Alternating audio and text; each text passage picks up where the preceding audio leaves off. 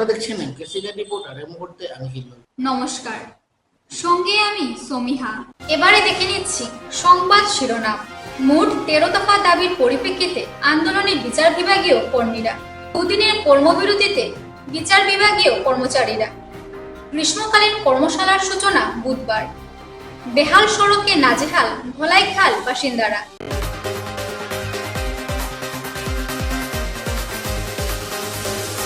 মোট 13 দফা দাবির পরিপ্রেক্ষিতে এবং শীর্ষ আদালতের নির্দেশ কার্যকর না হওয়ায় শ্রীভূমিতে দুদিনের আন্দোলনে নেমেছেন বিচার বিভাগীয় কর্মচারীরা।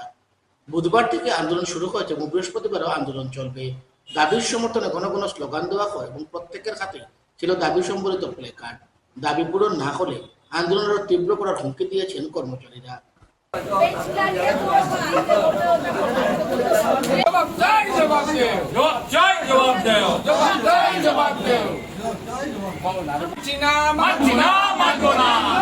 কর্মচারীদের সাথে অন্যায় আর মানব না।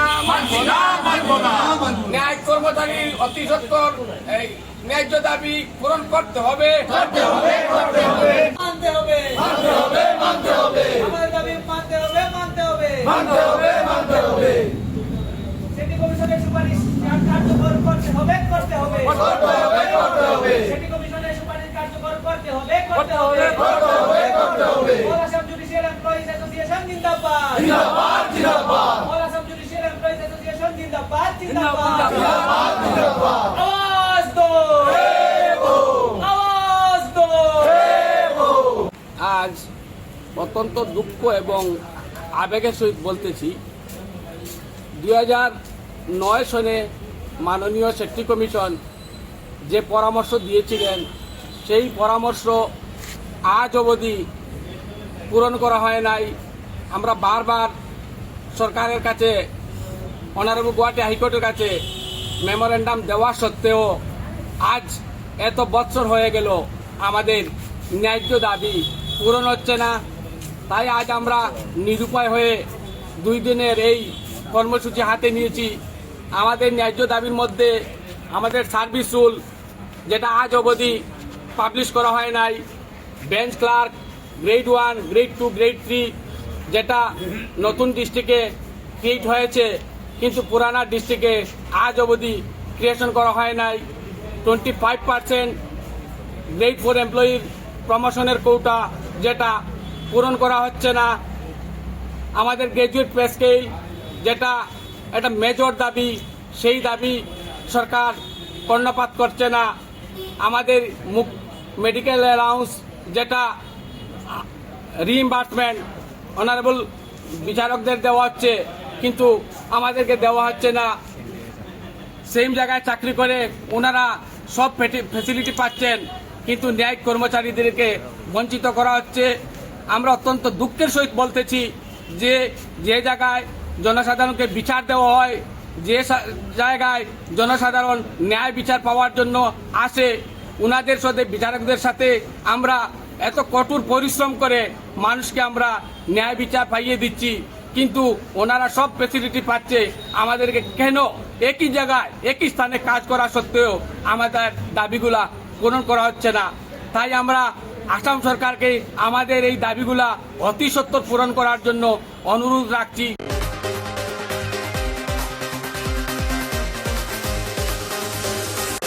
সুপ্রিম কোর্টের নির্দেশ কার্যকর না হওয়ার অভিযোগ তুলে 2 দিনের কর্মবিরতি ও ধর্ণা কর্মসূচিতে সামিল হলেন কাছাড়ের বিচার বিভাগীয় কর্মচারীরা।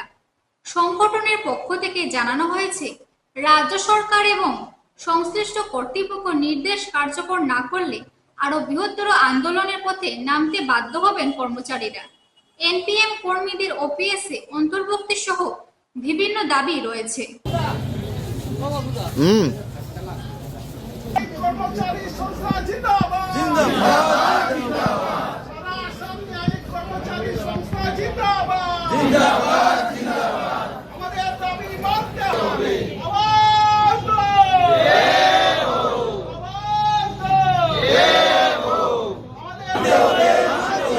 আমাদের দাবি পূরণ করতে হবে। জিন্দাবাদ। সারা আসাম ন্যায়িক কর্মচারী সংস্থা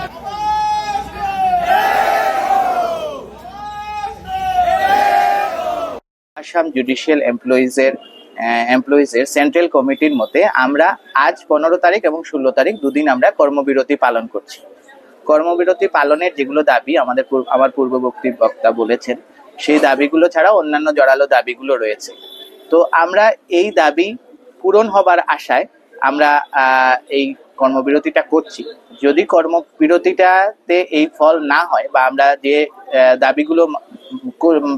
দাবিগুলোর জন্য কর্মবিরতি করছি সেই দাবিগুলো যদি পূরণ না হয়, তাহলে আমরা সেন্ট্রাল কমিটির আদেশ মতে আগামীতে আমরা বৃহত্তর আন্দোলনে যেতে বাধ্য হব। আগামীতে এই কর্মবিরতির ফলস্বরূপ যেটা আসবে সেটাই আমাদের ভবিষ্যৎ যেটা আমরা স্টেপ নিব সেটা নির্ধারণ করবে এই কর্মবিরতির রেজাল্টের পর। All Assam Judicial Employees Association Cachar district ইউনিটের প্রেসিডেন্ট শ্রী সিদ্ধেশ্বর মিশ্র। আমি সবাইকে ধন্যবাদ জ্ঞাপন করছি। আজকে আমরা যে এজিটেশন প্রোগ্রাম, সেটা আমরা মহামান্য সুপ্রিম কোর্টের একটা WPC যেটার নাম্বার হলো 1022/1989, যেটার নাকি রায় হয়েছিল 7/10/2009 তারিখে। এই রায়ে আমাদের ন্যায়িক কর্মচারীদের দাবি দেওয়া সম্পূর্ণরূপে স্বীকার করা হয়েছিল এবং এই ইমিডিয়েটলি গভর্নমেন্টকে বলা হয়েছিল এটা ইমপ্লিমেন্ট করার জন্য। কিন্তু সেই ইমপ্লিমেন্টেশনটা আজ 26 বছর হয়ে গেল, আজ পর্যন্ত কোনো ইমপ্লিমেন্ট হয়নি। এই দাবিগুলো জন্যই আজকে আমাদের রিপিটেডলি এজিটেশন করতে হচ্ছে। আমরা অনেকবার চেষ্টা করেছি উচ্চ আদালতে, সেটা আমাদের দাবিগুলো নিয়ে বারবার উত্থাপন করেছি, আমাদের দাবিগুলো নিয়ে। তারপরে গভর্নমেন্ট অফ আসামের কাছে আমরা প্রপোজ করেছি যে আমাদের এই দাবিগুলো যেন উত্থাপন।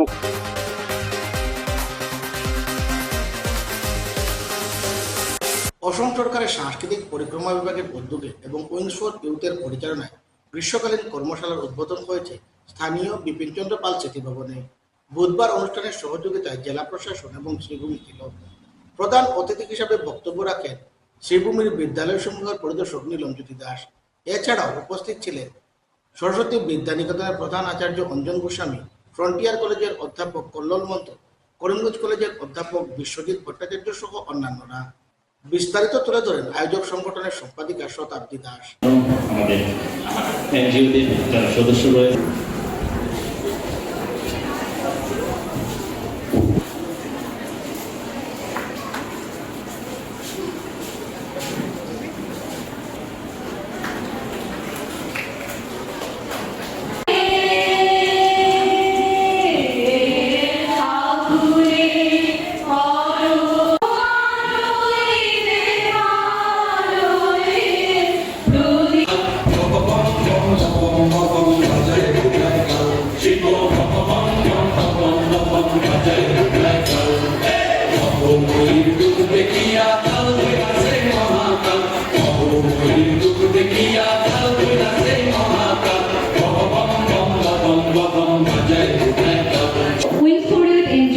গ্রীষ্মকালীন কর্মশালা যেরকম তারা আয়োজন করে বাচ্চাদের যোগ প্রশিক্ষণ দিচ্ছে।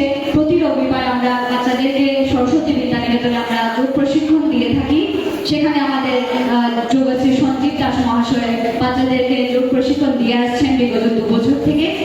আমরা এছাড়া আমাদের মাইজগ্রামে একটি সেলাই প্রশিক্ষণ কেন্দ্র রয়েছে, যেখানে আমরা মেয়েদেরকে সেলাই প্রশিক্ষণ দিচ্ছি। এছাড়াও বিভিন্ন ধরনের হাতের কাজ শেখাচ্ছি আত্মনির্ভর করে তোলার জন্য এবং সরকারি বিভিন্ন অনুষ্ঠানে অংশগ্রহণ করার জন্য আমরা তৈরি করে তুলছি।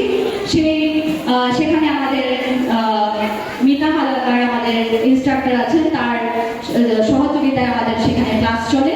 এছাড়াও আমরা বন্যা, করোনা এবং প্রাকৃতিক যে কোনো দুর্যোগে আমরা এগিয়ে আসি। গরিবদের, দুস্থদের মধ্যে খাদ্য বিতরণ, বস্ত্র বিতরণ আদি আমাদের মুখ্য উদ্দেশ্য। আমরা বিভিন্ন ধরনের সমাজসেবামূলক কাজ করে থাকি। विंग फॉर यूथ का एनजीओ है। हर साल हमारे जिले में, असम के सब जिले में कल्चरल डिपार्टमेंट की ओर से LAC वाइज अच्छे प्रोग्राम होता है, समाज कैंप होता है। हाल ही में हमारे माननीय मुख्यमंत्री जी ने बच्चों के लिए एक बहुत ही बढ़िया टिप्पणी की है अपने फेसबुक के जरिए कि सामान्य के जो टाइम होते हैं वो बच्चे कैसे यूटिलाइज करें। तो यहाँ पे जो गार्जियंस आए हैं, आप लोगों को मैं रिक्वेस्ट करूंगा, पढ़ाई के साथ साथ बच्चों को आजकल अपना स्किल डेवलप करने के लिए बहुत कुछ सीखना होता है। बहुत कुछ हमारे सरकार भी स्कीम लाते हैं और एनजीओ की तरफ से विंग फॉर यूथ भी बहुत अच्छे काम कर रहे हैं। 2024 को यहाँ पे जब पोस्टिंग हुआ, मैं फेसबुक के जरिए मैंने देखा है। तो आप लोगों को इस दौरान 29 जुलाई तक जो सिखाएंगे अच्छे से सीखना है और आप लोगों के दोस्तों को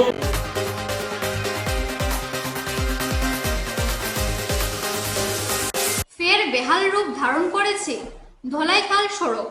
এতে চরম দুর্ভোগে পড়েছেন অসম মিজোরাম এলাকার বাসিন্দারা।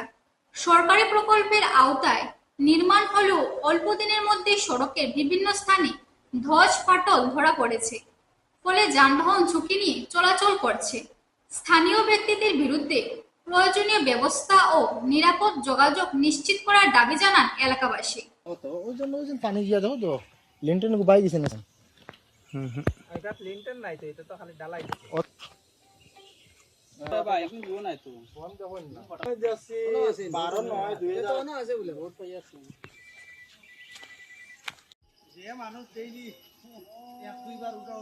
কি অবস্থা?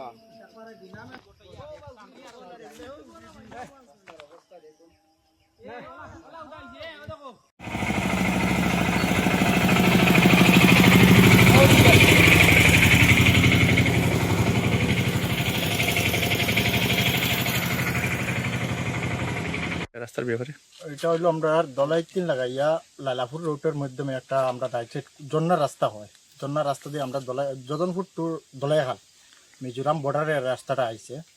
তো দেখা যায় আগু 2021 2022-এর মধ্যে কাজটা স্টার্টিং হয়েছে। ওইলে আমরা কোনো আবদার করছি না, কামটা রীতিমতো দেখছি কাজটা চলে। কিন্তু বর্তমান সময় যে সময়টা চলে যে কাজটা দেখা যায় তারা কিছু করিয়া আগাইছে, কামটা কমপ্লিট হয়ে গেছে। কিন্তু কয়েকদিন বর্ষার সময় আমরা দেখলাম যে আমরা রাস্তাটা সময় হয়েছে যে যত দিন যা রাস্তাটা যে কাজ হয়েছে বলিয়া যে কাজটা কোনো ফিনিশিং হয়েছে না। আমরা রাস্তাটা বর্তমানে জলে আর কি কিছু খাতি করছে জায়গা 3-4টা জায়গায় প্রচুর। যে জায়গাটা আমরা কালফাটা আসলো, কালফাটটা মনে হলো বা রিং তারা PCC না দিয়া নিছে, সামান্য হলে রিংটা ডালিয়া আর আমরা রিং বইয়া আর উপরে বালি মশলা দিয়ে ডাকিয়ে রাখছে। কোনো পারমানেন্ট হিসাবে তারা কাজটা করছে না রীতিমতো। আর মাধ্যমে আমরা মনে হয় দলাইখাল যে আমরা বসবাস আমরা আসি, প্রচুর আমরা পরিবার হইমু 80-90 ঘর বর্তমানে আসি। প্লাস অন্য 2টা ক্যাম্প আছে আমরা আসাম মিজোরামের বর্ডারের সঙ্গে সঙ্গে 2টা ক্যাম্প আছে। একটা হইলো আমরা যে জায়গা উপস্থিত আছি এই জায়গার মধ্যম যে টিল্লার উপরে আছে, আর একটা হইলো আমরা নিচে আমরা গ্রামও ডাইরেক্ট বর্ডার পুরা একটু 100 মিটার নিচে হইব ক্যাম্পটা আছে। ক্যাম্পের মাধ্যমে পুলিশ বাহিনী আছে বর্তমানে 25-30 জন হইবা। তো যেন খালি দেখা যায় আমরা লোকাল হিসাবে আমরা যেন সুবিধা হইতো এটাও না, যেন পুলিশ বাহিনী রোজ তারা চলাফেরা করে তারারও একটা সমস্যা আছে। আর পরবর্তী দেখা যায় আমরা রাস্তাটা সংশোধন সুন্দর মতো কাজ হয়েছে না। তারা রি কাজটা হয়েছিল, আমরা একজন ইঞ্জিনিয়ারও আইসলো, আইয়া হয়েছিল রি কাজটা হয়তো আহমেদ স্যার হয়। আহমেদ স্যার আমরা কয়েকজন আমরা প্রশ্ন করছি, এই মাধ্যমে গুড়ার উপরে আমরা কাজটা বন্ধ করলাম। তারা কয়েকজন লেবার আমরা লামাইয়া দিছিলাম। আমরা লেবারের আমরা প্রশ্ন করলে যে কাজটা এরকম করছে বা শেষ হইয়া দিছে সেন্টারে না, আমরা ইঞ্জিনিয়ার হলে হয়েছে ওইরকম আমরা কাজ করতাম। আমরা তো আমরা পয়সা পাইবার মালিক, আমরা পয়সা পাইয়া যাই। তো আপনার তো দেখতেও পারা যে আমরা যে জায়গাটা উপস্থিত আছি এই জায়গাটার কাজটা কীরকম হয়েছে, বা একটা জায়গা বর্তমানে আর কি ব্লক সহিতে আমরা রাস্তাটা দসিয়ে গেছে বর্ষার পানিয়ে। তো দিন আরে 1-2 দিনেও দেয় এই জায়গাটা বর্তমানে রাস্তা ব্লক হয়ে যাবে। আমরা ওটাও চাই যে আমরা কাজটা এই সুন্দর মতো হইতো। বা